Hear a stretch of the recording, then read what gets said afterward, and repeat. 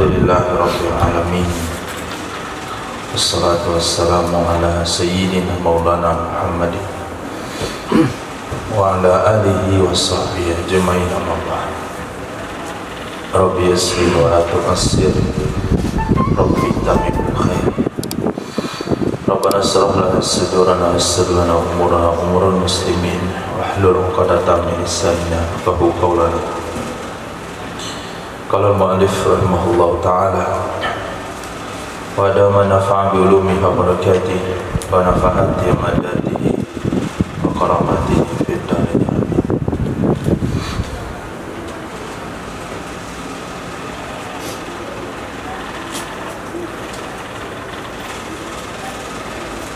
Sampai di mana?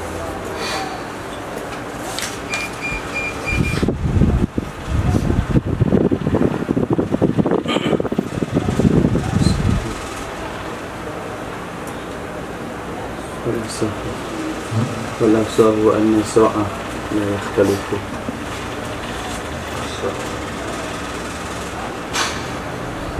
والأصح أن الساعة لا يختلف بكثرة اللبن. Menurut pendapat ashah, sesungguhnya sa' pengganti daripada susu hewan yang sudah talaf di tangan mustari, itu membayar satu sa' tamar, ada yang bilang makanan pokok juga boleh. Itu tidak berbeda ia dengan banyaknya susu, wakilatihi, dan sedikitnya susu, di zahiril hadisi, karena zahir hadis. Si A kena tipu dan tasriyah, susu yang didapatkan dia 1 liter. Si B kena tipu dengan tasriyah, yang didapatkan dia adalah 2 liter. Si C 3 liter. A, B, C, mereka ini boleh mengembalikan hewan kepada penjual masing-masing. Mereka tetap membayar masing-masing itu 1 sok tamar. Bukan berarti 1 liter 1 sok, yang 2 liter susunya 2 sok, tidak. Jadi jumlah susu 1 sok. Makanan yang dibayarkan pembeli kepada penjual tidak berbeda jumlahnya dengan sebab banyak susu dan sedikitnya susu karena zahir hadis. Wasani yakhtalifu, menurut pendapat yang kedua berbeda ia. Fa yataqaddaru tamru aw ghairuhu bi qadri laban, maka akan dikadar tamar menurut pendapat ashah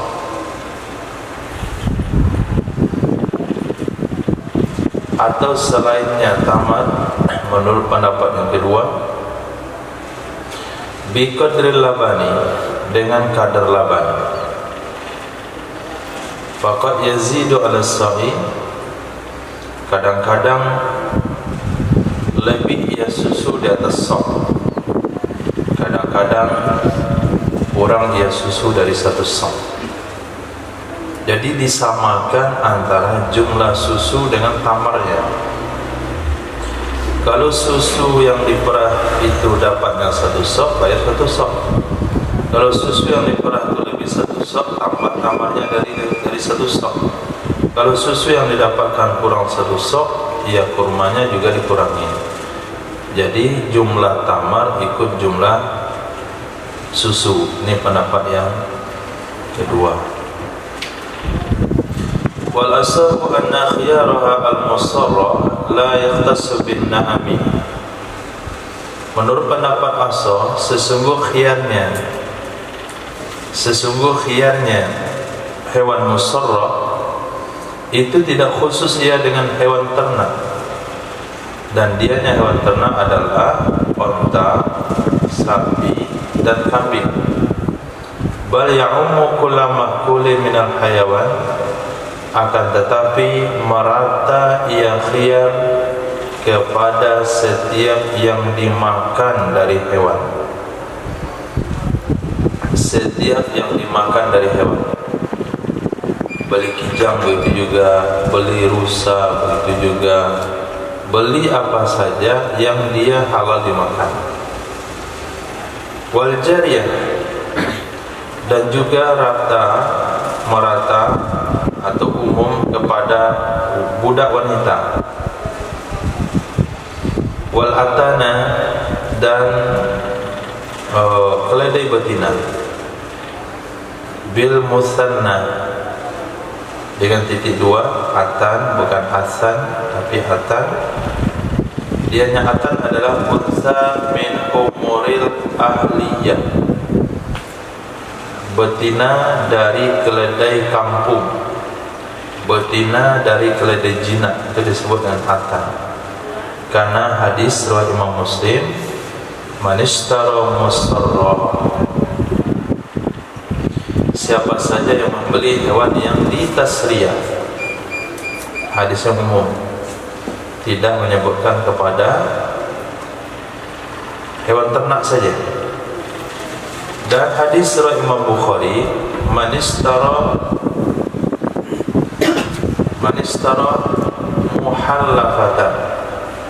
muhaffalatan, dibaca dengan tasdid,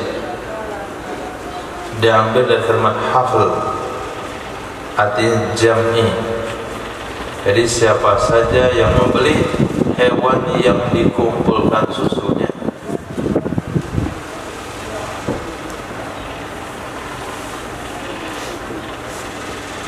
Nah,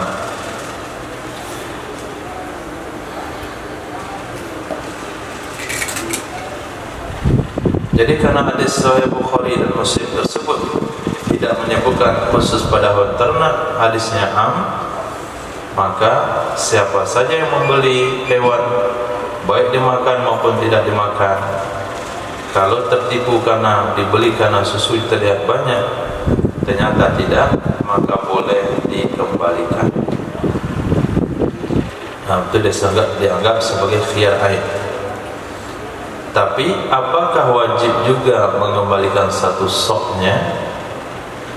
Wala yuraddu atau yaruddu ma'ahuma syai'an badalan laban, tidak mengembalikan dia seseorang bersama keduanya, budak wanita dan keledai betina, akan apapun sebagai ganti susu, dengan alasan li'anna labanal adamiyat, karena sesungguhnya susu wanita, susu manusia, la yuqtadu anhu waliban, tidak dikasih ganti, tidak dikasih imbalan untuknya susu pada kebiasaan. Dan karena sesungguhnya laban keledai betina itu najis, la iwadha lahu, tidak ada imbalan baginya najis. Kalau kita beli kijang betina, susunya banyak, lalu kita beli, kemudian kita tertipu, ternyata karena tidak diperas berapa hari, kita boleh mengembalikan kijang tersebut dan wajib mengganti satu sok tamat sebagai ganti susu. Tapi kalau kita beli budak wanita, tidak. Kalau kita beli keledai betina, tidak. Alasan budak wanita karena susu manusia itu nggak pernah dihargai. Ada sekian kali harganya. Nah, seliter sekian, nggak ada. Dan susu keledai betina najis. Kenapa najis? Karena setiap hewan yang tidak halal dimakan susunya najis. Nah, susu kucing najis. Nah, kalau dia baru saja nyusu atau induknya baru saja menyusukan anaknya, lalu kita bawa sholat, digendong misalnya, maka sholat batal. Karena susu hewan yang tidak dimakan dagingnya najis. Wa fil jariyati wajhun, pada budak wanita ada satu pendapat, annahu yaruddu ma'aha, sesungguhnya pembeli itu mengembalikan dia pembeli bersamanya budak wanita badalal laban, sebagai ganti susu,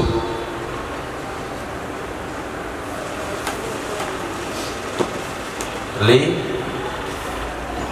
toharatihi, karena sucinya susu.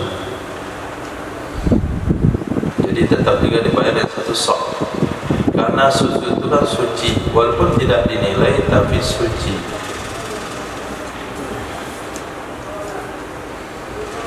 Di tempat antum ada terasi obat mata dan susu orang, cara ngobatin mana? Langsung.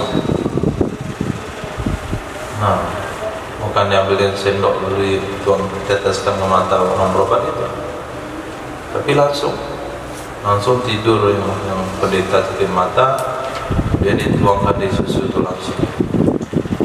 Nah, ini nggak tahu pengobatan Allah mana itu. Tapi karena itu dianggap sebuah tradisi, maka wanita yang didatangi yang beranak itu biasa saja. Nah, itu termasuk cara pengobatan yang haram. Nah, haram hukumnya.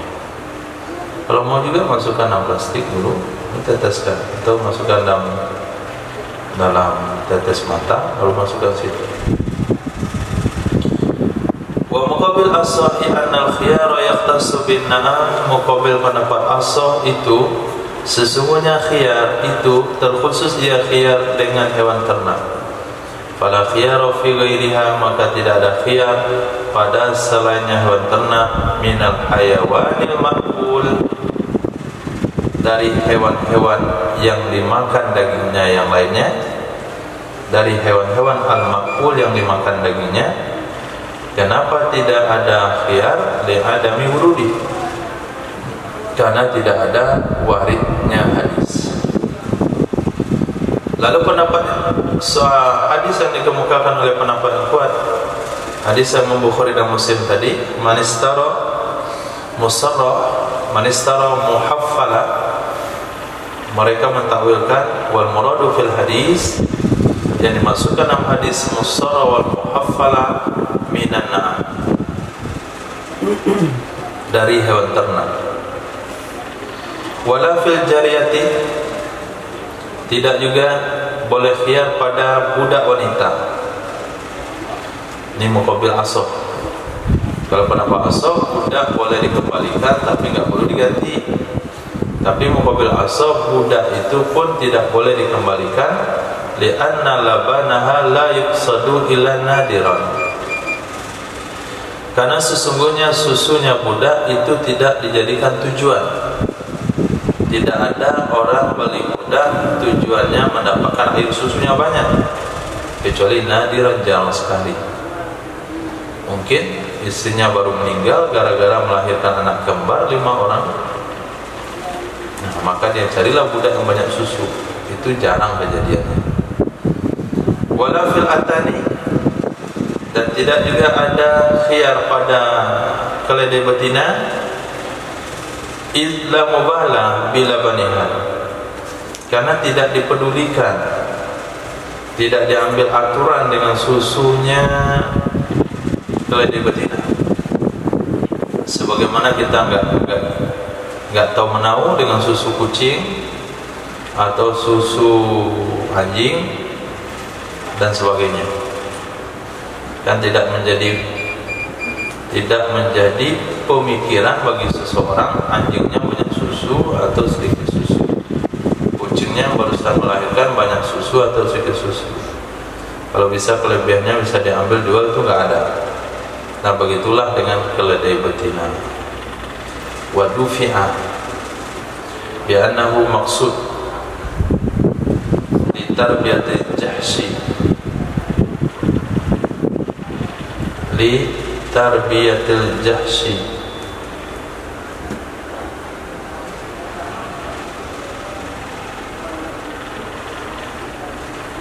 wadufi'ah ditolak akan dia muqabil asab Bi'anahu sesungguhnya susu itu maksud,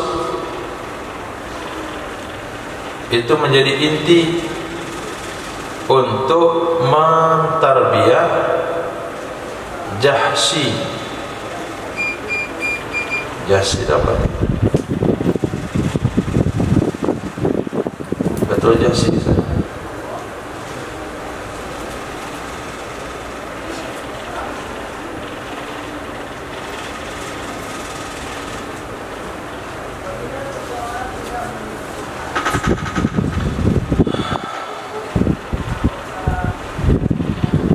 Anak keledai.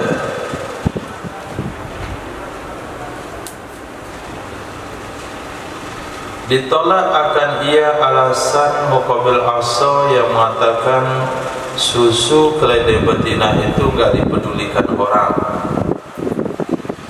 Alasan itu ditolak dengan jawaban sesungguhnya susu keledai betina itu menjadi tujuan untuk mendidik atau merawat anak keledai. Dan sesungguhnya walabanul jariyatil waziri matlubun fil hadana. Susu budak wanita yang banyak itu dicari di dalam menyusukan yang memberi pengaruh pada nilai budak. Kalau orang buka jasa menyusukan anak bayi, maka pasti dia cari budak yang banyak susu. Yang banyak susu, yang sedikit susu dalam bab ini akan membedakan harga. Wa ma dzukira annahu al-muradu fil hadis khilafuz zahir min. Wa ma dzukira, dan sesuatu yang disebutkan akan ia oleh pendapat muqabil asa. Apa kata muqabil asa? Annahu al-muradu fil hadis, sesungguhnya binatang ternak itulah yang dimaksudkan dalam hadis. Ada kalimat di atas. Al-muradu fil hadis al-musahra wal muhaffala minan na'am. Jadi yang dimaksudkan dalam hadis kalimat musahra dan muhaffala adalah hewan ternak, itu bertolak belakang dengan zahir dari hadis. Takwilnya itu bertentangan dengan zahir hadis, maka takwilnya nggak bisa terima.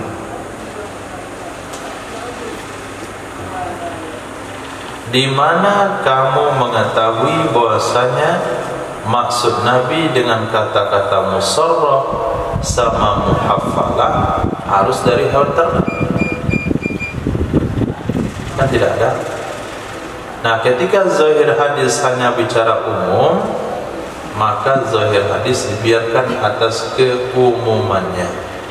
Maka mencakuplah kuda, mencakuplah rusa, kijang, setiap hewan daripada makul.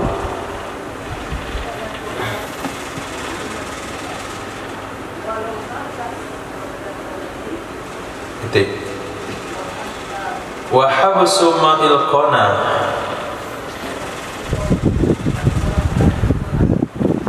menahan air pari.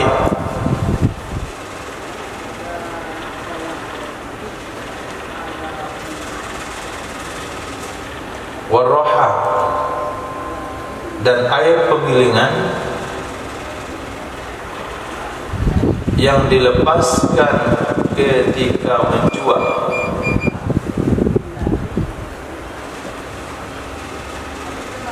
Memerahkan muka budak, menghitamkan rambut, dan mengkeritingkannya rambut, yang menunjukkan di atas kuat badan, itu menetapkan ia akan khiyar bagi pembeli ketika mengetahuinya pembeli bihi dengannya hal-hal tersebut. sama hukumnya dengan tasriyah, dengan jami', dengan persamaan talbis, mengelabui.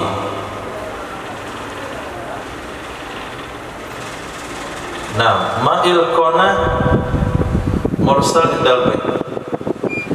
Kita jual kebun, maka di antara penilaian kebun itu adalah bagaimana situasi air yang ada di parit-parit kebun tersebut. Kalau airnya deras, berarti kebunnya bagus. Maka ketika beberapa hari sebelumnya air kebun itu ditutup, dari sumber ditutup. Nah, ketika orang mau transaksi, pembeli datang ke kebun ingin mencek kebun, maka saat itu nak dilepaskan air, sehingga kencang air mengalir parit kebun. Oh, ini kebunnya bagus karena airnya banyak. Nah, begitu juga air roha.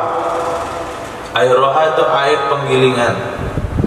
Roha adalah batu untuk menggiling gandum. Kalau di Sumatera Barat, heler. Heler yang digerakkan oleh kincir air. Heler yang digerakkan oleh kincir air. Jadi sekarang dia jual heler. Nah, bukan heler mesin, tapi heler yang di luarnya ada airnya, yang digerakkan yang turbin kincir. Nah, sebelum dijual, air turbin ditutup sehingga airnya numpuk. Ketika pembeli datang, air itu dibuka sehingga kencang keras begitu, sehingga putarannya itu, turbinnya itu kencang. Itu bentuknya penipuan. Sebetulnya pemutaran turbinnya itu lambat karena airnya kecil, tapi karena ditutup beberapa hari, dilepaskan ketika pembeli mau datang, tertipulah dia dengan kondisi. Itu juga memerahkan muka budak. Itu menunjukkan bahasanya budak itu terlihat muda. Dimerahkan mukanya dengan inai, tapi tidaklah terpekat, seolah-olah samar dari kulit. Kalau hari ini di make up. Nah, budak jelek di make up, sehingga ketika di luar sudah cantik. Bawa ke rumah, suruh mandi, pulang dah jadi nenek-nenek. Kemana kecantikan kamu tadi? Luntur selesai mandi. Atau menghitamkan rambut si budak, mengkeritingkan rambut si budak, karena keriting identik dengan kuat. Nah, rambut yang lurus begitu itu identik dengan lemah. Rambut yang keriting, semakin keriting berbul-bul rambutnya, itu kayaknya dia kuat. Afrika. Maka supaya menunjukkan budak ini, karena tujuan budak ini untuk dipekerjakan, di boarding lah, boarding, rebonding. Akhirnya ketika dijual, oh ini kuat, ciri-ciri rambutnya keriting. Jadi orang beli budak itu ada tujuan masing-masing. Pelanggan, penjual itu tahu dia budak ini pasti itu dipekerjakan, budak ini itu ini, budak ini itu ini. Maka dibuatlah sebuah penipuan-penipuan yang menunjukkan budak itu sesuai dengan keinginan. Ternyata tidak. Maka boleh khiyar. Dalilnya adalah kias kepada hadis tasriyah. Jadi mengkeritingkan rambut sama dengan mengikat susu hewan ternak, menutup air parit kebun sama dengan mengikat susu, dengan jami' talbis, tindakan penjual telah mengelabui pembeli. Tidak, karena tidak melumuri pakaiannya, artinya budak dengan tinta, tahyilan li kitabatihi, untuk menggambarkan bagi pandai menulisnya budak. Fabana ghairu katibin, maka terbukti ia budak itu tidak pandai menulis. Fa innahu la yasqutul khiyaru bidzalik, maka sesungguhnya tidak tetaplah khiyar dengan demikian menurut pendapat asal. Kenapa tidak tetap khiyar? Kan sama-sama menipu. Li'annahu laisa bihi kabiru ghararin, karena sesungguhnya itu tidak ada padanya melumuri pakaian budak yang tinta. Itu penipuan yang besar gharar, penipuan yang besar. Itu nipunya nggak besar. Usaha orang itu menipu tidak terlalu besar, hanya mengganti pakaian budak dengan pakaian tukang tinta. Tapi kalau dia make up budaknya, kalau dia tutup air paritnya, kalau dibawa budaknya untuk dibonding rambutnya, itu usahanya besar. Maka ada unsur gharar yang maksimal sehingga boleh kita kembalikan. Wasani, pendapat yang kedua itu memandang kepada mutlak talbis, penipuan. Nah, talbis, karena ada unsur penipuan, ya sudah bisa dikembalikan. Nah, maka kasus-kasus yang lain itu dikiaskan ke sini. Handphone KW masukkan dalam kotak handphone ori. Nah, itu bisa dikembalikan. Nah, rumah yang udah tua diperbaharui catnya baru dijual. Kain second dicuci bersih-bersih, kemudian digosok, masukkan dalam plastik kaca, kasih merek. Nah, ambil merek baju baru, gantung di situ. Itu semuanya talbis, hukumnya haram. Pembeli berhak membatalkan jual beli kalau terbukti. Babun ini baca dan tanwin. Haza babun, bermula ini satu bab. Nah, kalau misalnya kita tahu itu barang KW dan kita ingin beli, apa tidak kena masalah? kita tahu Kita ingin beli barang KW juga. boleh. Kalau kita pengen beli kan kita nggak ditipu. Kan dia tindakannya merugikan yang bawah juga. Kena ada dosa aja. Enggak, itu bebas. Itu aturan negara saja itu. Nggak ada kena hukum. Ya, Secara agama nggak ada. nggak ada. Ada satu restoran membuat sebuah hidangan makanan. Kita makan di situ, kita pikirkan bumbu yang diracik, kita buat sendiri, hasilnya sama, kita jual, pelanggan kita lebih banyak pada dia. Oh, Boleh. boleh. Kita beli satu handphone, lepas itu kita bongkar, kita pelajari semuanya, kita buat lagi, kita jual spesifik lebih tinggi, harga lebih murah. Apa yang salah? Nggak ada yang salah. Nah, kecuali barang dia kita ganti merek, pas mereknya ganti merek kita, padahal barang dia itu baru murni penipuan. Ini usaha kita murni dengan kita mempelajarinya. Kan itu barang KW kan? KW itu hasil usaha sendiri yang meniru produk tertentu dan menggunakan merek dia. Nah, cuman sebagian besar orang buat barang KW itu nipu orang. Nah, ini salahnya dari niat nipunya ini. Tapi kalau dibuat merek yang sama tapi dibilang KW, ada tanda-tanda KW-nya, nggak apa-apa. Ini KW 1, ini KW 2. Nah, urusan kita sama pemilik produk asli itu nggak ada urusan, karena kita bukan nyuri.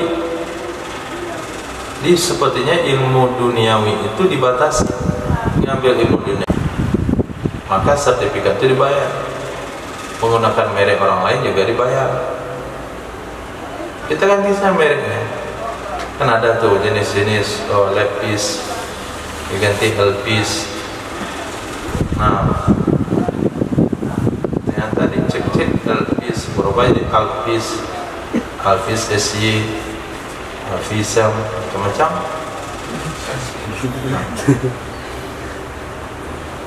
Itu memang niatnya nipu sih. Tapi kan dia sesuatunya bahasa tadi nipunya itu nggak terlalu besar. Ini lepis barangnya nih, kamu baca baik-baik dulu mana E-nya letaknya itu. Lepis itu depan L, ini diletakkan di depan di apa sebelum L, jadi lepis. Itu nggak ada masalah.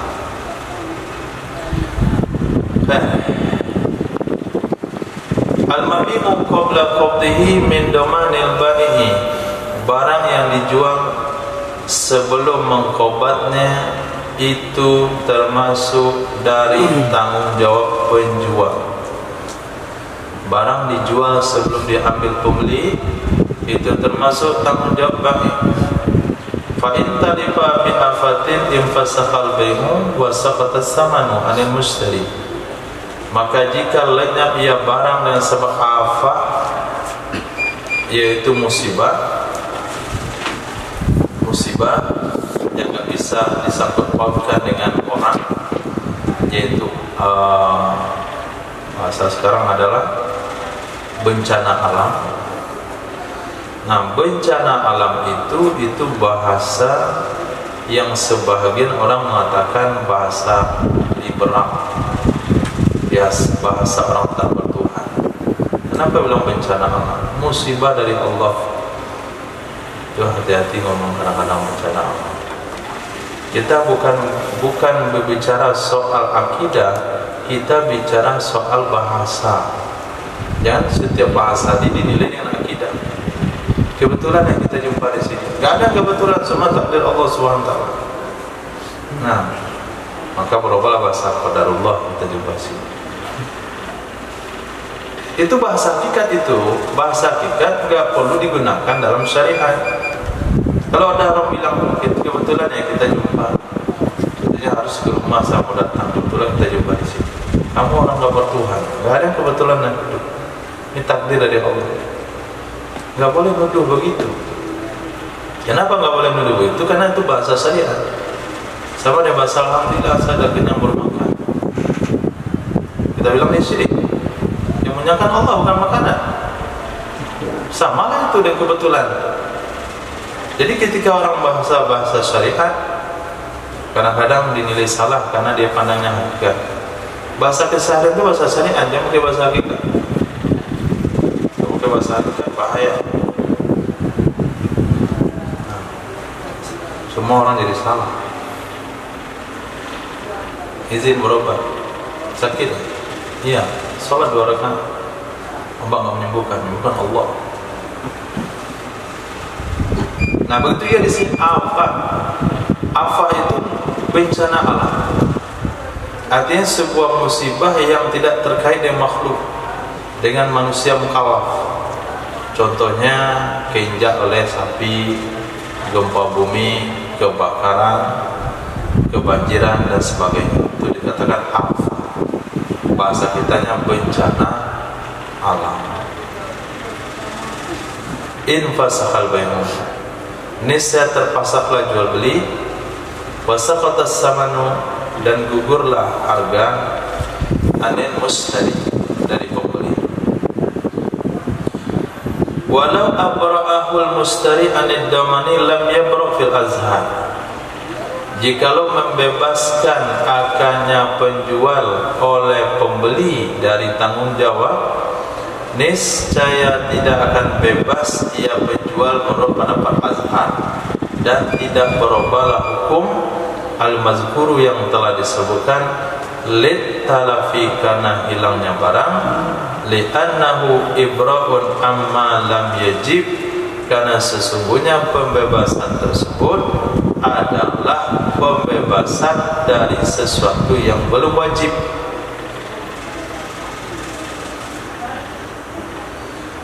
Maka kita sebagai penjual harus memaksa pembeli ngambil barangnya. Kita beli barang, seseorang beli barang sama kita, pesan ini ya, ini dan ini serta ini dan ini, berikan catatannya.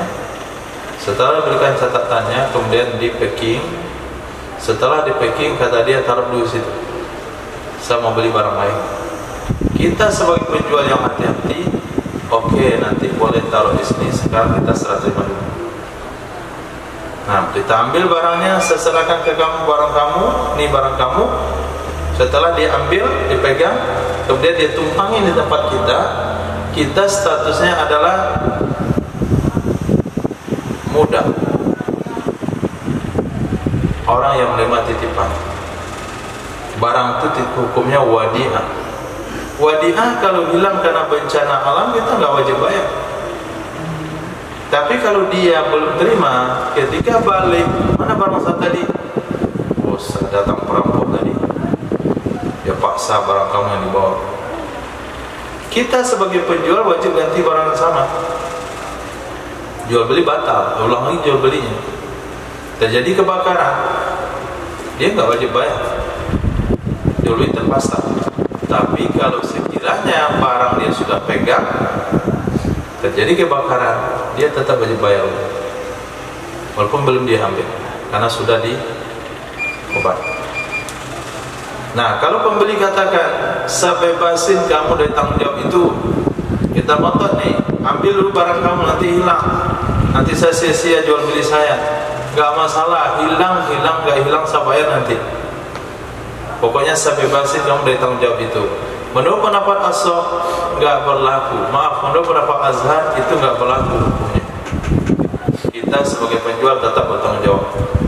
Hukum gak akan berubah, jual beli batal. Alasannya karena kita membebaskan seseorang dari hal yang belum wajib. Membebaskan orang dari perkara yang belum wajib, hukumnya tidak sah. Nah, maka doman itu hanya berlaku pada yang sudah maklum. Maka doman-doman yang belum tahu nilainya tidak sah. Mana contohnya doman yang belum tahu nilainya? Kita bilang sama kawan-kawan, pesanlah dari kedai itu untuk pondok antum, untuk rumah antum. Nah, pesan aja, minta mau semen, mau besi, mau apa, nanti saya bayar. Perlu besi, minta besi kedai ini. Perlu semen, minta di kedai itu. Untuk musola yang antum bangun, untuk masjid yang antum bangun, nanti saya bayar. Doman seperti itu hukumnya tidak sah. Itu namanya janji saja. Kalau dia ngingkarin, dia nggak bisa tuntut di pengadilan. Tapi setelah kita ambil barangnya, kemudian sudah jelas notanya, kemudian dia katakan saya yang membayar, baru sah domannya. Karena doman harus kepada nilai yang sudah jelas dan sudah wajib dibayar. Nah, nanti dia bab doman. Pasani ia berabu, bebas ia penjual, liwujudi sababid doman, karena sudah ada sebab doman. Wa yataghayyarul hukmul mazkur litalaq, dan berubahlah hukum yang telah disebutkan tadi ketika barang hilang. Fala yanfasihu bil bai'u, bagaimana perubahannya? Maka tidak terpasah dengan yang hilang oleh jual beli. Wala yasqutus sama, dan tidak gugur oleh harga. Pembeli tetap bayar harganya, jual beli tetap sah walaupun barangnya hancur, karena dia sudah bebaskan penjual dari tuntutan doman. Wa itlaful mustari lil mabi'i ka'an akalahu qabdun lahu in alima annahu al mabi'u halata itlafi wa illa. Dan bermula menghilangkan oleh pembeli bagi mabi' seperti bahwa memakan ia pembeli akannya mabi', itu adalah qobat baginya mabi'. Tindakan itlaf mustari itu adalah qobat baginya mabi' jika mengetahui ia pembeli sesungguhnya yang dia matluf, sesungguhnya yang dia hilangkan, ketika sesungguhnya yang dia hilangkan adalah mabi' ketika dia menghilangkannya. Wa ila jika tidak, wa in jahila dzalik, jika tidak mengetahui ia pembeli akan demikian, wa qad adafahu bihi al-ba'inu, sungguh adafahu, sungguh telah menyerahkan atau menyodorkan akannya pembeli, waqad adafahu bihi, akannya pembeli dengannya barang oleh penjual. Fakaulani, maka dua kaul di dalam kitab Raudhah dan Asaranya Raudhah. Wajhani, itu dua wajah. Contohnya ka'aklil maliki ta'amahul magsuba daifan, seperti memakan oleh pemilik akan makanannya pemilik yang dirampas sebagai jamuan, jamuan dari orang yang merampas. Hal keadaan pemilik itu tidak tahu. Bi annahu ta'amuhu, sesungguhnya hidangan itulah makanan miliknya. Hal yabra'ul wasibu bidzalik, apakah terbebas orang yang merampas dengan sebab demikian? Fihi kaulah, dalam hal ini ada dua kaul. Arjahu mana'am, pendapat yang kuat dari dua kaul itu iya, bebas. Fa'ala hadza, maka berdasarkan di atas pendapat ini, itlaful mustari qabdun, mengitlaf oleh pembeli itu dianggap qobat. Wa ala muqabilihi, berdasarkan di atas muqabilnya kaul, yakunu, itu ada ia itlaf seperti itlaf ba'i, mengitlaf oleh penjual. Titik. Nah, tindakan pembeli menghabiskan barang yang dibeli dalam keadaan dia tahu itulah barang yang dia beli, di saat dia menghabiskan itu disebut qobat. Nah, kita pesan gorengan 10, goreng pisang, masukkan, kita bilang pesan sama beli goreng pisang 10. Karena ada teman, kita duduk di kedai itu, goreng pisang 10 itu sudah dibungkus, ditaruh di depan kita. Bungkus saya identik mau bawa ke rumah. Tapi pembeli itu dia buka gorengannya, dia makan berdua sama kawannya. Nah, dia buka gorengan itu, dia makan berdua dengan kawannya. Itu namanya itlaful mustari al-mabi'a kaqabdihi. Sikap mustari menghabiskan barang itu sudah dikatakan qobat. Karena dia tahu itu barang dia. Bagaimana kalau nggak tahu? Kalau nggak tahu, dua pendapat. Pendapat tak kuat, obat juga. Nah, contoh si fulan, nah dia telah mencuri makanan dari seseorang. Seseorang telah mencuri makanan orang lain. Ternyata orang yang punya makanan datang ke rumah si pencuri tersebut sebagai tamu. Tuan rumah walaupun pencuri itu tetap punya basa-basi ngidangin makanan kepada tamu. Dihidangkanlah makanan yang dicuri kepada pemilik makanan. Makan apa? Enak kuenya nih. Dimakanlah oleh tamu tadi. Tamu tuh nggak tahu dia ini kue dia. Sama yang bikin kue itu bisa hilang.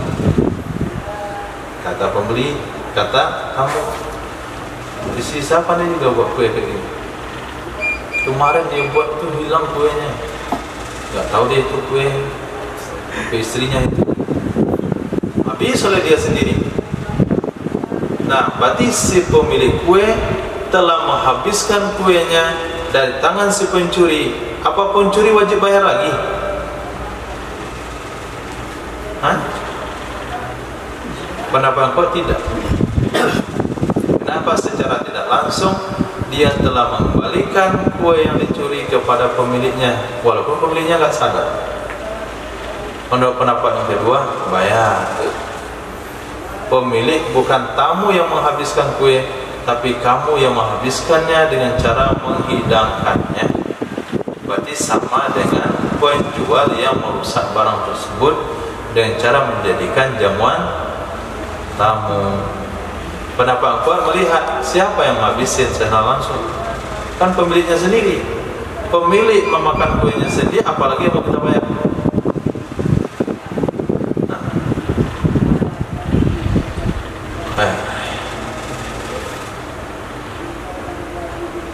Kawan mau pergi umroh, dia bilang uangnya kurang 500.000.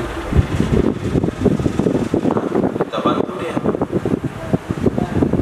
dengan uang yang kita curi dari dia. Apakah itu dia dianggap pengembalian atau belum? Bapak-bapak yang kuat sudah. Nah, itulah kira-kira cara kembalikan barang yang dizalimi. Kalau sempat nyuri barang kawan, kembalian malu lah ngaku. Kasih aja di uang. Ini uang teman-teman, apa nih?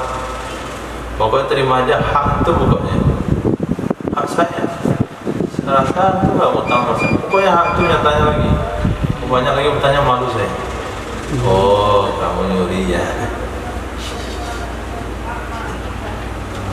Itu dasar pun, walaupun dia nggak sadar. Besok di akhirat kalau tahu kita mencurinya, kita bisa jawab kan sudah kembalikan kemarin di dunia. Saya bilang ambillah nih hak antum. Itu pendapat kuat. Wal mazhabu wa qad zakarahu bi qauli, sungguh menyebutkan ia musaddah makanya pendapat perkataan beliau. Wal mazhabu anna itlaf al-ba'i lil mabihi katalafi bi afati. Sesungguhnya mengitlaf ba'i, sesungguhnya mengitlaf merusak, menghabiskan oleh si penjual bagi mabi' itu sama dengan talafnya mabi' dengan sebab musibah, dengan sebab bencana alam. Fayam fasihul bai'u fihi, maka terpasang jual beli padanya mabi'. Wa yasqutus samanu 'anil mustari, gugurlah harga dari penjual.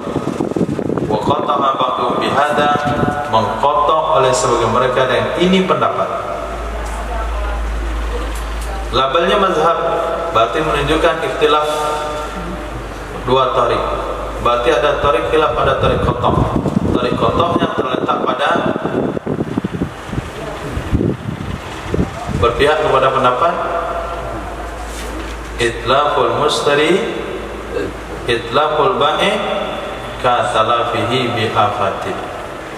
Itlaf dari penjual sama dengan musibah, sama dengan itlaf gara-gara bencana alam. Wa muqabiluhu qaulun, muqabil mazhab itu ada satu kaul, annahu la yanfasihu bai'u, sesungguhnya tidak terpasang jual beli ketika penjual memakan barang itu sendiri, ketika penjual yang merusak mabih itu sendiri, tidak terpasanglah jual beli. Bal yatakhayyarul mustari, akan tetapi memilih oleh pembeli. Fa in fasakha sakata tsamanu, maka jika memfasakh ia pembeli, niscaya gugurlah saman. Wa in ajaza, dan jika melanjutkan ia pembeli, niscaya membayar oleh bai akan qimah, harga pasaran barang. Wa addalahu tsaman, dan membayar atau melunasi ia pembeli baginya bai akan harga.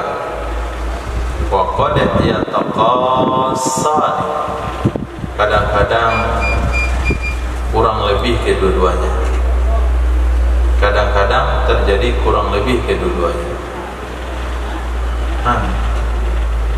Bisa dipahami kurang lebih?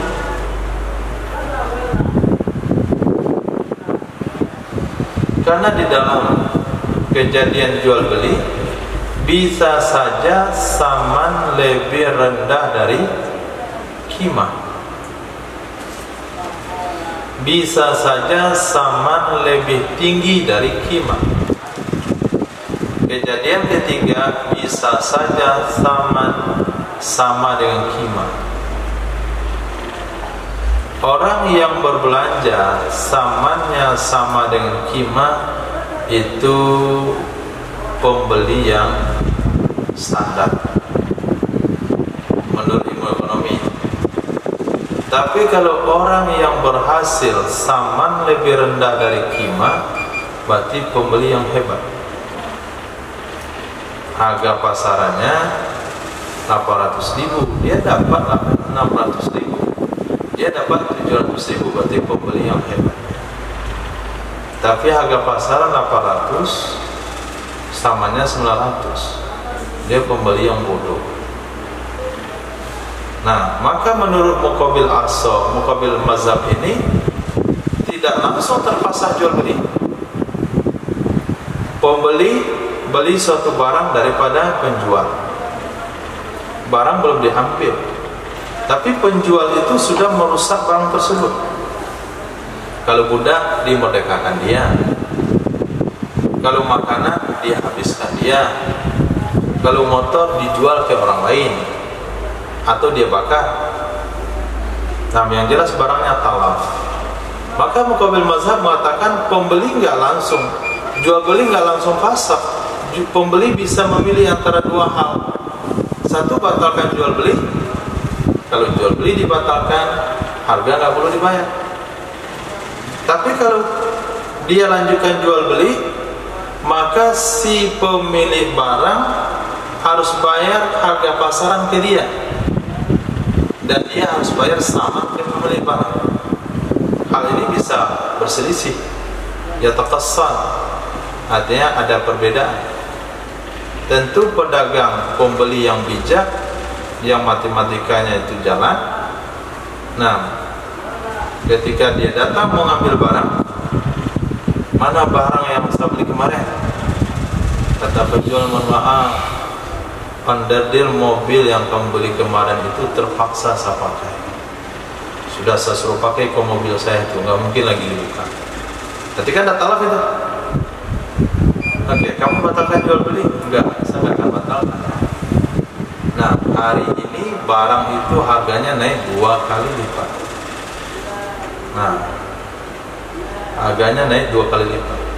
Sekarang kamu bayar kepada saya harga 2 kali lipat, saya bayar kepada kamu harga kemarin, bisa untung harga 1 kali lipat. Itu dalam ilmu ekonomi. Nah, sehingga muamalah mengatur sampai ke situ. Ada peluang bagi pembeli untuk mendapatkan keuntungan, sehingga jual beli nggak dipasang, dia boleh melanjutkan. Tapi kalau menurut dia harga pasarannya turun, fasakh. Nah, kalau harga pasarnya turun dia milih lanjutkan jual beli, itu bodoh sekali. Nah, titik. Muqabil mazhab. Wal azharu anna itlafal ajnabi la yang fasih dan nun la yafsih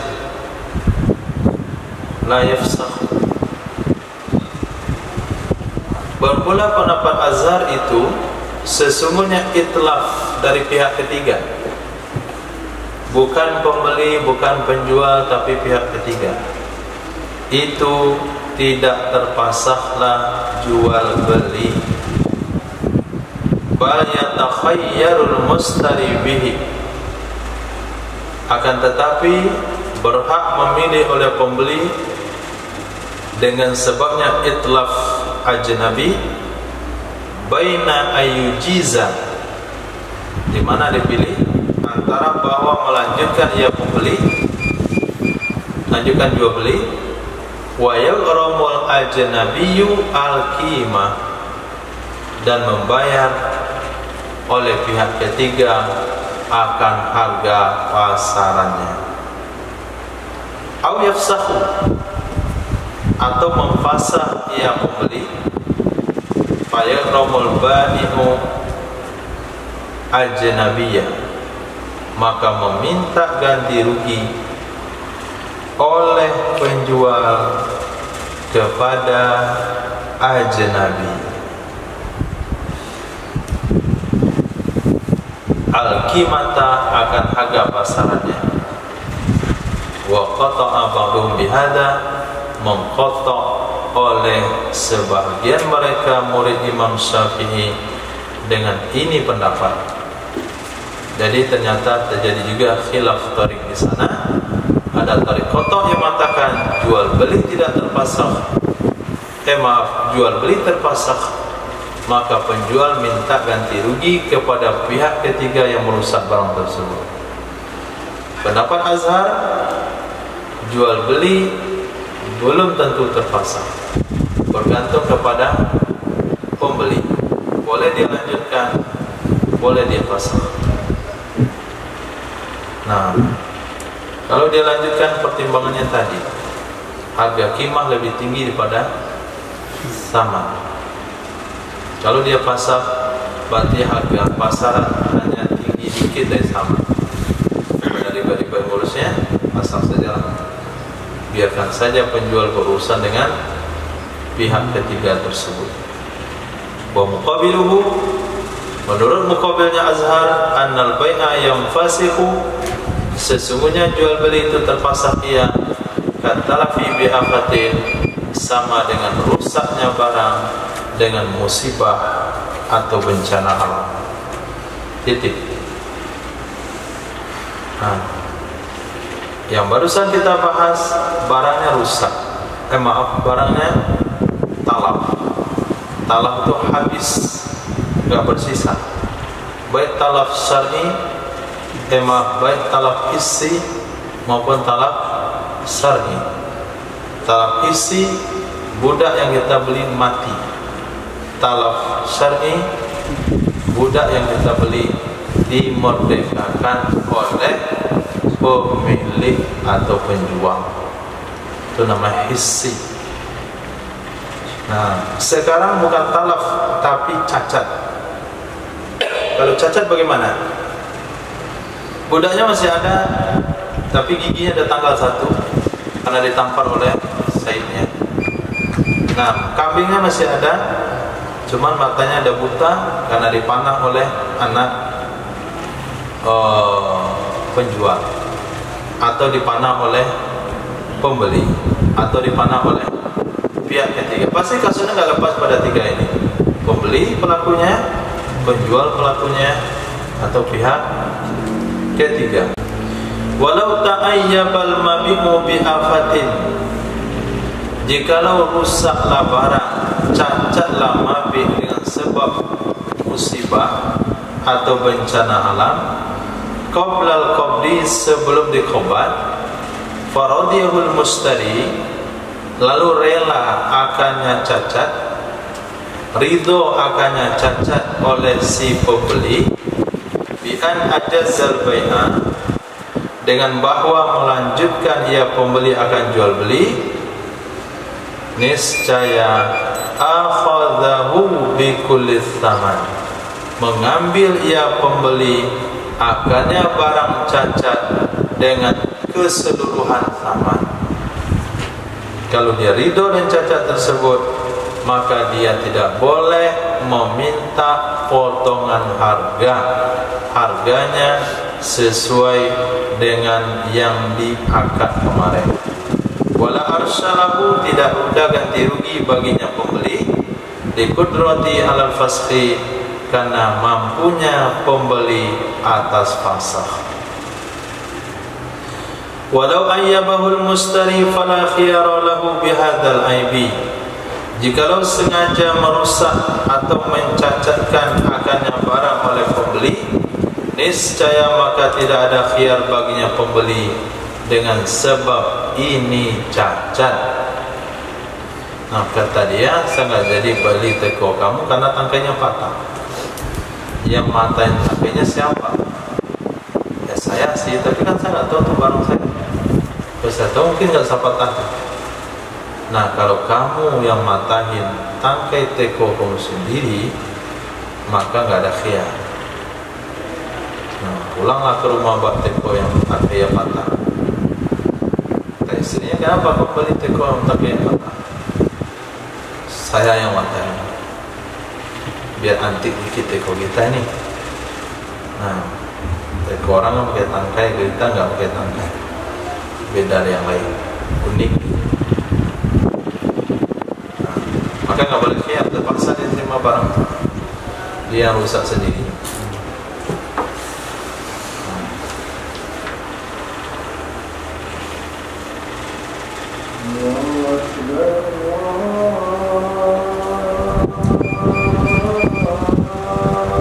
Alhamdulillah, sallallahu ala sayyidina maulana Muhammadin wa ala alihi wa sahbihi ajma'in. Walau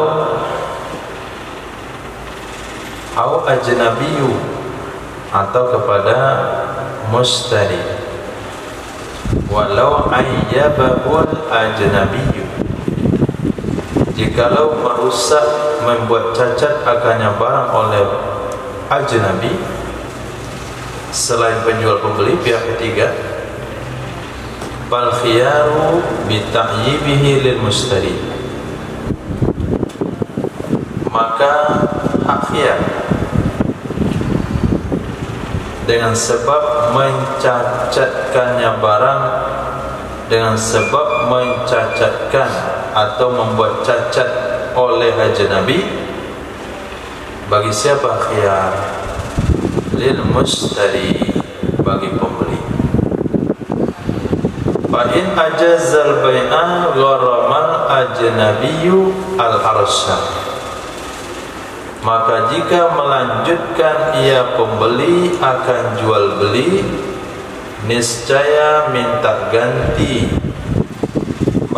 niscaya mengganti oleh ajnabi akan arsha, kekurangan nilai, ba'da qabdil mabi', setelah mengqobat mabi'. Amma qabla qabdihi fala, adapun sebelum mengqobatnya mabi', maka tidak boleh minta ganti. Li jawazi talafihi, karena bisa saja talafnya mabi', wa fisakhil bai'i, dan terpasang jual beli. Mengatakan akannya pendapat oleh Imam Mawardi. Jadi ketika pihak ketiga merusak barang yang kita beli, yang belum kita terima dari penjual, maka kita sebagai pembeli boleh mempasang jual beli dengan alasan barang dirusak oleh pihak ketiga, maka kita tidak wajib menyerahkan harga. berurusanlah penjual dengan pihak ketiga tersebut. Tapi apabila kita pilih saya mau lanjutin jual beli karena barang ini perlu bagi saya, maka penjual tidak berhak menuntut ke pihak ketiga atas kerugian barang. Yang berhak menuntut adalah kita sebagai pembeli. Kapan boleh dituntut? Setelah barang kita ambil dari penjual. Sebelum barang kita ambil dari penjual, nggak boleh kita minta ganti rugi kepada perusak. Karena bisa saja setelah barang itu rusak, sebelum kita ambil ternyata barang itu talaf, mati dia misalnya. Berarti kan paksa jual beli. Terpaksa jual beli berarti kita nggak wajib bayar harga. Nah, atas dasar apa? Barang tidak jadi kita beli, uang tidak jadi kita bayar, tapi ganti ruginya kita yang terima. Nah, ganti ruginya kita yang terima. Maka supaya hal itu tidak terjadi, ganti rugi boleh diambil setelah jual beli. Setelah barang yang dibeli sudah ada di tangan pembeli. Itu pernyataan Imam Mawardi. Dan mengakui ya Imam Nawawi akannya pendapat tersebut di dalam kitab Raudhah sama dengan asalnya Raudhah. Walau kana al-mabi'u abdan wa 'ayyana wal ajnabi bi qat'i yadihi. Jikalau adalah mabi' itu seorang budak dan membuat cacat akannya budak oleh ajnabi, pihak ketiga, dengan cara memotong tangannya budak, maka arsuhu, ganti ruginya budak adalah setengah harganya budak. Ganti ruginya adalah setengah harganya budak. Walaupun yang dipotong tangannya satu, tapi pihak yang memotong harus membayar setengah dari harga budak tersebut. Wa fi qaulin, menurut pendapat yang kedua, bukan setengah, tapi mana qasa min qimati, berapa yang kurang dari harganya budak. Dua tangannya berapa harganya? Kalau tangannya hilang satu berapa harganya? Selisih harga itulah yang dibayar oleh orang yang motong. Walau ayyabahul ba'i'u fal mazhabu subutul khiyar la tagrim. Jikalau membuat cacat akannya barang oleh penjual,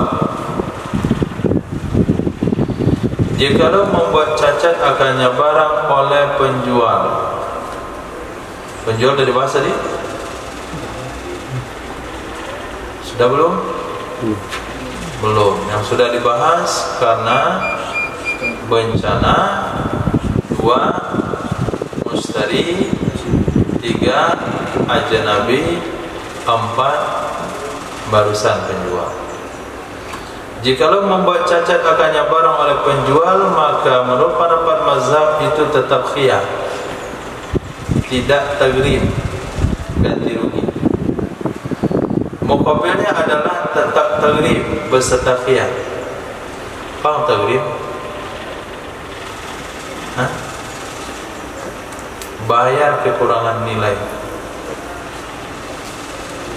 Nah, menurut pendapat yang kuat enggak boleh tagrim, khiyar saja. Kata seorang pemilik barang, mohon maaf ya, barang yang kamu beli itu rusak sedikit gara-gara saya. Sengaja saya rusak. Lihat itu, patah dikit kan, saya patah. Nah, kamu terserah mau lanjutin jual beli, silakan, nggak apa-apa. Kalau gagalin juga nggak apa-apa.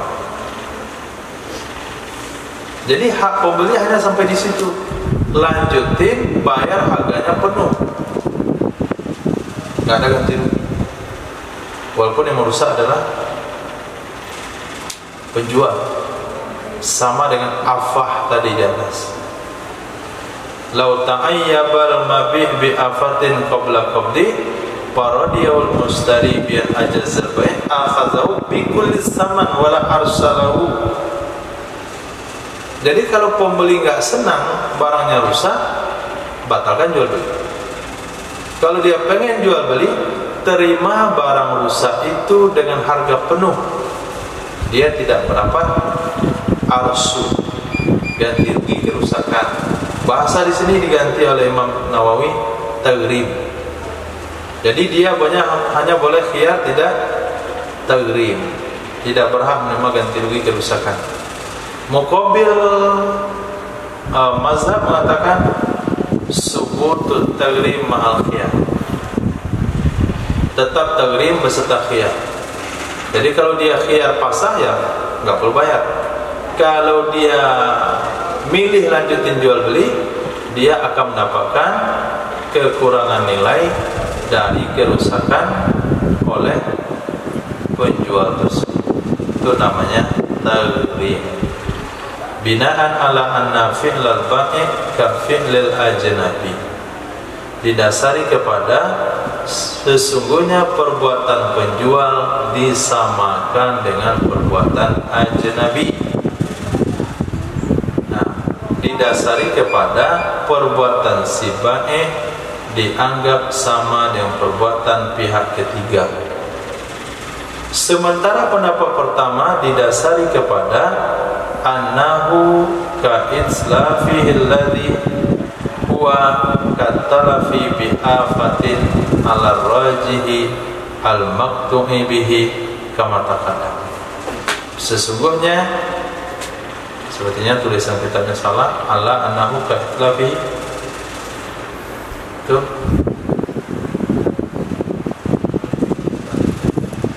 ala annahu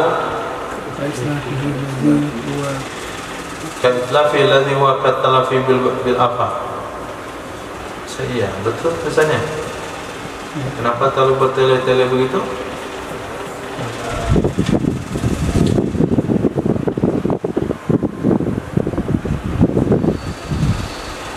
Ala annahu ka'itlafi alladhi huwa katalafi bil afa. Iya ya. Bahasanya lebih mutar-mutar. Wal awalu, pendapat pertama yang mengatakan barang yang dirusak oleh penjual itu pembeli hanya berhak mengkhiyar saja. Kalau melanjutkan, dia berhak mengambil barang rusak dengan membayar semua harga tanpa ganti rugi. Itu didasari kepada annahu sesungguhnya ka'itslafihi, sesungguhnya mabih itu sama seperti itlafnya mabih, alladhi yang dianya itlaf seperti talaf bi'afa. Nah, talaf dengan sebab bencana alam. Al-Raji berdasarkan pendapat yang kuat, yang dikotok dengan yang pendapat kuat sebagaimana telah terdahulu. Jadi talaf ba'i' itu disamakan dengan talaf bi'afatin, bukan talaf dengan ajnabi. Itulah pendapat yang kuat yang sudah dikotok dengannya, artinya tarik kotok dengan pendapat tersebut. Fasahat ta'biru huna bil mazhab. Kalau begitu sah diungkapkan di sini dengan kata-kata mazhab sebagaimana di sana, karena khilafnya adalah khilaf tarik. Walau qala sawatal khiyaru lat taghrimu fil mazhab kana awdah. Komentar daripada Imam Jalaluddin Mahalli terhadap pernyataan Imam Nawawi dalam matan. Apa yang ada dalam matan? Fal mazhabu law ayyabahul ba'i'u fal mazhabu subutul khiyari la tagrimi. Kalau beliau ngomongnya begini, sabatal khiyaru la tagrimu, bukan subutu tapi menggunakan fi'il madhi. Sabatal khiyaru la tagrimu fil mazhabi kana awdha. Ada itu lebih jelas. Nah, menggunakan redaksi fi'il madhi lebih jelas daripada menggunakan lafaz masdar. Wala yasihu bai'ul mabit qabla qabdihi. Ini musibah hari ini, pelanggaran hukum dalam muamalah syariah pada hari ini, yaitu menjual barang sebelum dikobat. Tidak sah menjual mabit sebelum mengkobatnya mabit. Mangkulan kana au iqaran, yang bisa dipindahkan akan ia mabit, seperti kambing, hewan ternak, benda-benda, atau yang tetap seperti rumah dan tanah. Baik mabitnya mabit mangkul atau gairu mangkul. Wa in azinal bai'u, walaupun telah mengizinkan oleh penjual, walaupun telah mengizinkan oleh penjual barang itu dijual, walaupun telah menerima ia penjual akan harganya, harga barang sudah kita serahkan kepada penjual. Si penjual telah mengizinkan kita menjual barang tersebut, tetap tidak sah menjual barang itu sebelum kita terima. Cara penerimanya nanti dibahas di bab khusus. Penerimaan kebun bagaimana caranya, penerimaan rumah bagaimana, penerimaan kendaraan bagaimana, penerimaan barang yang dibeli secara bertumpuk bagaimana. Nah, qala Rasulullah sallallahu alaihi wasallam, dengan dalil Nabi sallallahu alaihi wasallam bersabda kepada Sayyidina Hakim bin Hizam, la tabi'anna syai'an hatta taqbidahu. Itu dari hukumnya, jangan sekali-kali kamu menjual, wahai hakim, akan apapun. Apapun di sana masuk mangkul wa iqaran, sehingga kamu mengqabat akannya. Mereka akannya hadis oleh Imam Baihaqi. Waqala, berkata ya Imam Baihaqi, isnaduhu hasanun muttasil, sanad hadis itu bagus dan bersambung. Walau da'afahul Albani. Nah, walaupun kalau ada Albani mendapatkan enggak ngaruh. Nah, dan kita tuh ditambahin. Warawahu Imam Abu Dawud, diriwayatkan oleh Imam Abu Dawud daripada Sayyidina Zaid bin Thabit radhiyallahu an, anna nabiyya, sesungguhnya Nabi sallallahu alaihi wasallam itu naha, melarang ya Nabi sallallahu alaihi wasallam, antuba sil'atun, bahwa dijual akan barang dagangan, haitsu tuba'u, bagaimana saja dijual. Dilarang menjual barang dagangan bagaimana cara saja dijual, sehingga yahuzuhat tujaru ila rihalihim, memindahkan akannya barang oleh pedagang kepada kendaraan mereka, kepada kendaraan mereka. Artinya dikobat, pindah tempat. Qala,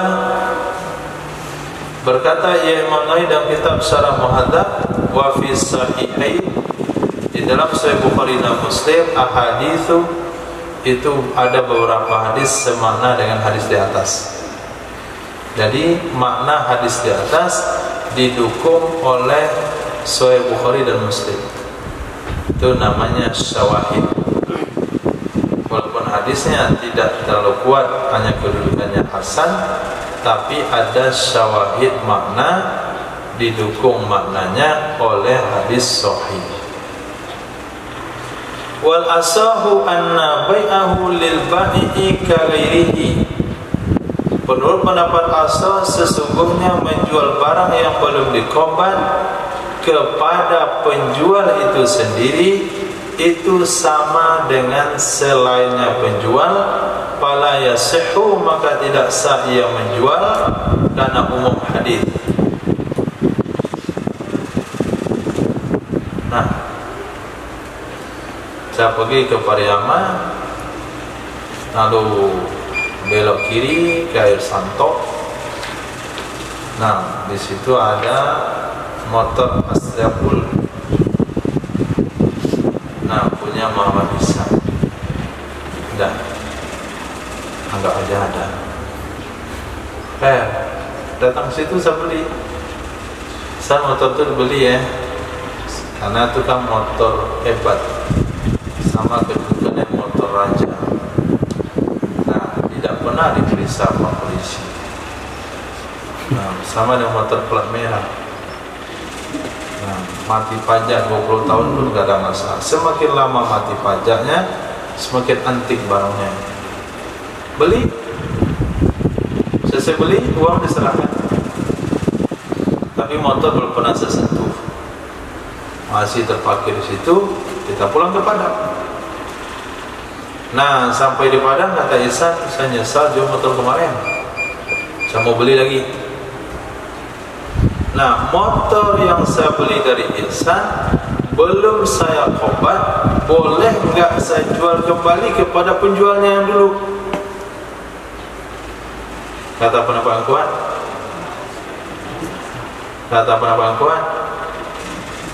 kaghairihi, sama hukumnya dengan saya menjual motor itu ke orang lain, hukumnya tidak sah. Ke Ihsan juga nggak sah, walaupun motor dia sendiri, nggak sah hukumnya. Kenapa nggak sah? Karena hadisnya umum. Kan nggak dikatakan ada pengecualian tadi.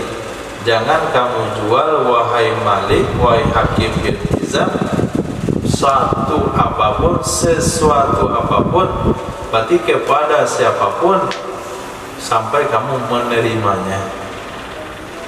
Nah, masuklah di sana menjual sesuatu kepada pemilik awal. Dalam artian, kenapa kasus ini diangkat? Karena tidak ada unsur penipuan di situ. Kenapa nggak ada unsur penipuan? Karena penjual itu tentu lebih kenal dengan motor itu daripada kita sebagai pembeli. Jadi nggak ada unsur penipuan. Walaupun nggak ada unsur penipuan, karena hadis bilang belum dikobat, ya belum boleh dijual. Nah, hukum yang seketat ini yang dilanggar dalam syariat, dalam muamalah umat Islam. Jadi sepertinya umat Islam taatnya itu dalam ibadah saja. Kentut batal wudu ya. Tapi kalau syarat pun jual beli nggak peduli. Nggak cukup syaratnya, nggak peduli dia. Tanya saya sama pedagang di pasar tuh, tahu nggak rukun jual beli? Rukun jual beli bagi saya ada orang mau saya jual. Kalau nggak ada pelanggan pasti nggak jadi jual beli. Jadi rukun jual beli itu adalah pelanggan. Nah, caranya bagaimana terserahlah, mau halal mau haram. Ini masalah dan masalah. Jadi kepedulian terhadap hukum syariat itu sudah menipis. Bahkan terhadap ibadah pun kadang-kadang nggak peduli juga. Pak, itu orangnya kebuka ulang lagi sholat. Karena Allah tahu. Saya kan nggak tahu tadi. Nggak apa-apa lah. Allah mau tahu, Allah mau pengampun. Nggak mau diulang sholatnya. Walaupun kita kasih tahu itu celengan kamu kebuka waktu sujud, dia nggak ulang juga.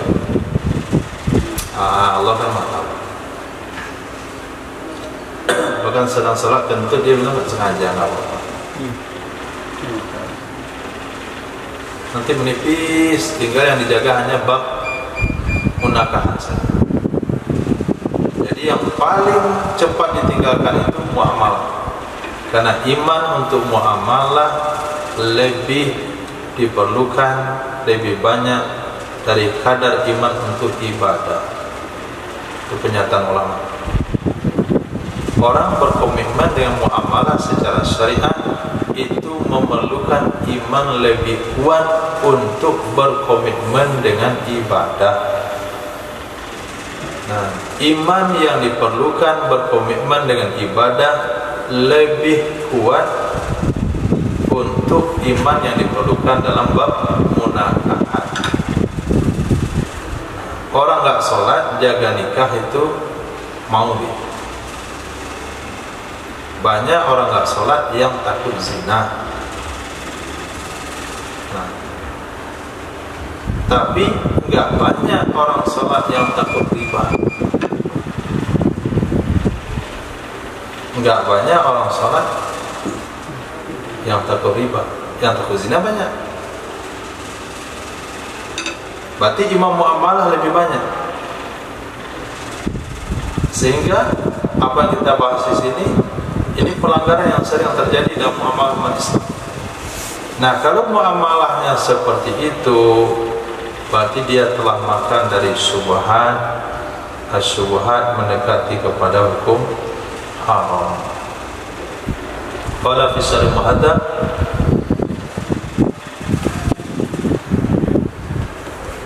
fala yasihu li umumil hadis wa tsani yasihu. Pendapat yang kedua hukumnya sah saja. Kenapa kedua mengatakan sah? Sama dengan bai'il mausu' minal ghasib, menjual barang yang dirampas kepada orang merampas. Ada seorang perampok taubat dia, Pak, mohon maaf ya, waktu saya jahiliyah saya pernah merampok sepeda motor bapak yang sampai hari ini ada di rumah saya. Nah, saya malu ngembalinya ke bapak karena ada banyak rusaknya. Kalau saya beli saja bagaimana?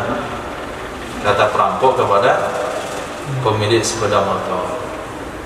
Oh, nggak apa-apa. Saya juga nggak mau lagi pakai barang udah lama pakai. Akhirnya dibeli oleh perampok sepeda motor dari pemilik sepeda motor, yang sepeda motor itu ada di tangan perampok tersebut. Apa hukumnya? Ya sah. Berarti kan nggak ada qobat itu, penyerahan barang di pihak sepeda motor kan nggak ada. Cuman perampok yang dahulu mengkobatnya. Nah, jadi pendapat kedua menyamakan hukum ke situ. Wal khilafu fi bai'ihi bi ghairi jinsis saman. Wal khilafu fi bai'ihi bi ghairi jinsis saman aw bi ziyadah aw naqsin aw tafawutin aw tafawutin sifatin. Perbedaan pendapat di dalam menjualnya barang yang dibeli sebelum dikobat itu dengan selain jenis saman, selain penambahan, selain pengurangan, selain perbedaan sifat. Nah, beda harga yang Ihsan jual ke saya berbeda dengan harga yang saya jual ke Ihsan. Ada penambahan harga, ada pengurangan harga. Sepeda motor ketika saya beli dari Ihsan sudah berubah kondisinya setelah ketika saya mau jual. Tapi kalau harga dan harga yang kemarin tidak ada penambahan harga, tidak ada pengurangan harga, tidak ada perubahan mabih, maka dia disebut iqalah bilafzil bai'. Nah, itu adalah iqalah dengan lafaz jual beli, maka hukumnya sah, nggak ada masalah. Kata Ihsan, apa kata dia? Saya beli lagi sepeda motor yang kemarin. Berapakah antum mau beli? Dengan harga yang sama. Harga yang sama, nggak lebih, nggak kurang. Saya bilang oke. Kalau itu boleh hukumnya. Itu sama saja dengan kita mengembalikan barang yang dibeli tanpa ada cacat kepada penjual dengan harga yang sama. Itu disebut iqalah bilafzil bai', mengatakan akannya pendapat oleh sahib Tutimah dalam Tutimah, mengakui ia Imam Nawawi akannya pendapat di dalam kitab Raudhah dan asalnya Raudhah.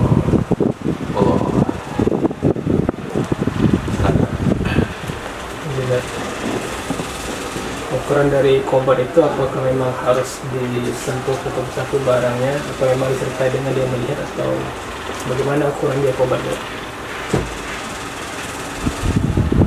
Kobat rumah dengan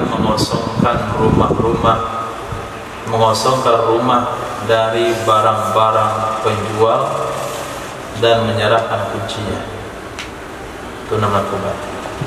Kalau kunci rumah diserahkan, barang rumah di rumah masih ada barang penjual, itu belum sah kobat.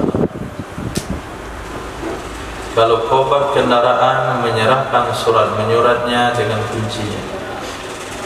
Kalau kobat lontong, tinggal pindah tangan daripada si asing. Kalau kobat barang yang bertumpuk berdus-dus, itu harus dipindahkan dari tempat sini ke tempat sini, pindah susunan, atau naik ke mobil si pembeli. Nah, kalau kobat tanah, itu menyerahkan surat menyurat dan mengeluarkan dan memberikan leluasa penuh kepada pembeli untuk memakainya. Tapi kalau penjual bilang, kamu belum boleh masuk wilayah ini ya, karena saya mau panen dulu kacang tanahnya, itu belum kobat. Nah, kalau kobat budak ya diserahkan. Ya bermacam-macam bentuk kobatnya, bergantung kepada barang. Yeah. Kita jual langsung, kita kasih antar ke tokonya atau ke tempat ke rumahnya atau ke mobilnya. Iya.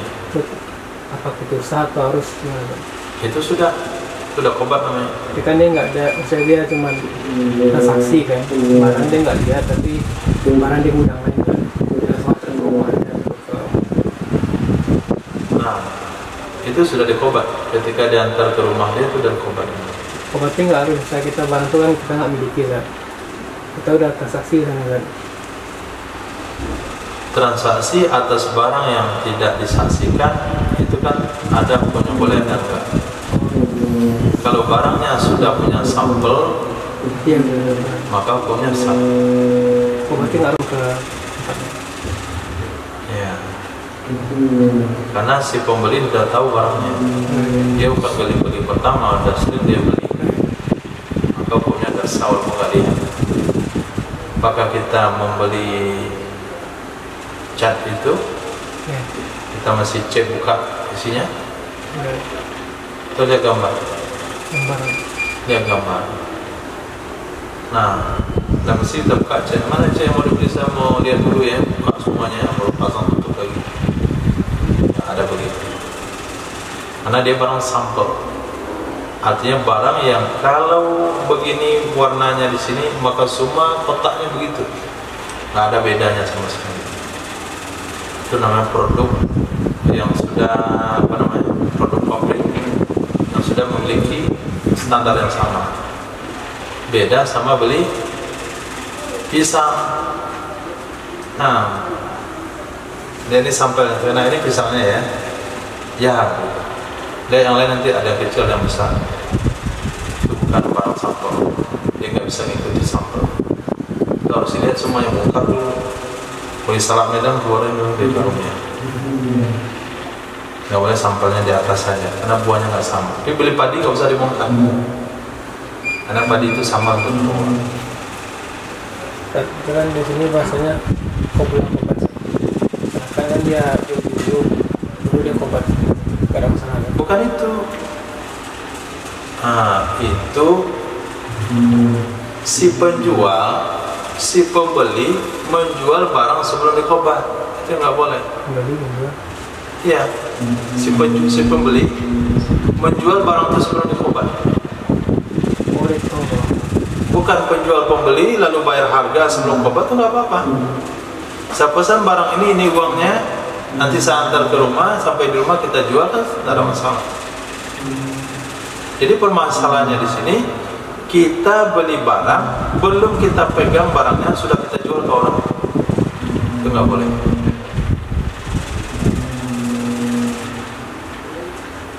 Ya, boleh.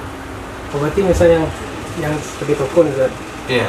Kan barang itu kita pesan ke gudang gitu, Zat. Iya. Pesan suppliernya. Biasanya kita pesan aja, cuma kadang nggak kita Nah, harus kita yang minimal kita yang nemanin. Atau kita lihat dulu barangnya dulu. Kita ambil barangnya dulu. Kita ambil barangnya, kita bayar, lalu kita yang antar ke orang yang beli ke kita. Kalau kalau gudang ngantar kepada pembeli, tidak pernah masuk ke tangan kita, itu namanya menjual barang yang belum dikobat, punya nggak sah. Kalau pegawai ambil itu sudah kobat. Hah? Kalau pegawainya ngambil, Ya, boleh. Pegawai yang ambil boleh, itu kan namanya wakil penjual. Oh, gitu. Ya. Maka supaya sah jual belinya, sebaiknya penanganan pengantaran dari pihak kita. Jadi dari gudang masuk ke mobil kita, lalu kita ngantarin ke pembeli. Tapi kalau transportasinya daripada gudang langsung ke kedai pembeli, berarti barang nggak pernah singgah di tangan kita, itu namanya menjual barang sebelum dikobat, hukumnya batal. Batal itu hukum muamalah yang pembikinnya haram. Nah, subhanallah, subhanallah, syukurlah, astagfirullah. Bagaimana dengan jual beli sebagai reseller produk seperti kosmetik? Misal sebagai penjual tidak memakai produk tersebut.